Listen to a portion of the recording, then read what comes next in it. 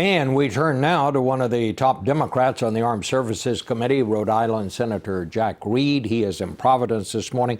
Let's talk first about what's going on in Iraq. Senator Reed, the Pentagon says that these airstrikes so far, they have had some effect. They've destroyed some things. But what are you being told about whether these strikes are being successful? What do you think's been accomplished so far? Well, what's been accomplished is we've been able to destroy some heavy artillery that ISIS has that is threatening Kurdish forces. We've also been able to disrupt their lines of communication, some of the convoys. And the basic strategy is targeted strikes on these weapon systems so that the Peshmerga, the Kurdish forces, can strengthen and resist and ultimately roll back ISIS. And I think these targeted strikes are very effective. The Kurds are very aggressive. With this support, I think they will be able to stabilize the situation in the north. And we want to apologize to our viewers. There is a sound delay between the time my voice gets to Senator Reed and then gets back here to Washington. But Senator, let me ask you this. A senior administration official told the New York Times today that, and this is a quote, this is not an authorization of a broad-based counterterrorism campaign.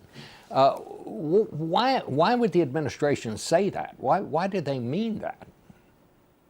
What do they mean by that? Well, there's two dimensions. There's two dimensions at work here. First is protecting American interests in the region, and we have personnel in Erbil, Kurdistan. We have to protect them. We have to protect not only our personnel in the region, we also have to protect for any type of operations that might go outside of the region, into the United States or any place across the globe. That is why we will target some of these terrorists wherever they are, in Yemen, in Iraq, etc. But the second dimension is political, and that is making sure that the Iraqi government reorganizes itself so it can successfully use all the resources that it has, and it has significant resources, to stabilize the situation and then begin with Iraqi forces to push back on ISIS. What has happened, unfortunately, is Prime Minister Maliki has politicized the military and militarized the politics of Iraq over the last several years. That has to be reversed. And while the Iraqis are trying to put their house in order, literally, and resume the fight, we can provide some limited support to deter, particularly up in Kurdistan, ISIS. But ultimately, this has to be a political strategy that takes place in Baghdad, not in Washington. Yesterday, I want to show you a clip of something the president said as he left for his vacation. When he was asked if he had any second thoughts about pulling U.S. troops out of Iraq, here's part of what his response was. What I just find interesting is the degree to which this issue keeps on coming up, as if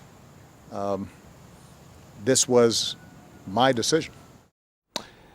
And those words were hardly out of the president's mouth when we started getting calls from Republicans who said, hey, wait a minute. Back in 2011, President Obama was taking credit for pulling those troops out of Iraq and was saying that he was fulfilling his campaign promise. Do you see any connection, Senator, between the pulling out of the American troops there and what has happened in Iraq since then?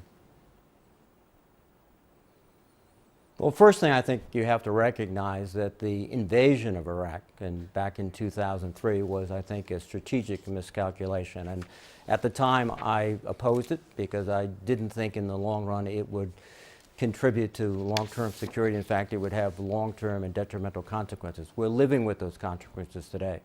And in 2008, it was President George W. Bush and Prime Minister Maliki who agreed that all American forces would leave Iraq in 2011. Now, some people have said, well, President Obama could have negotiated around that in the intervening years.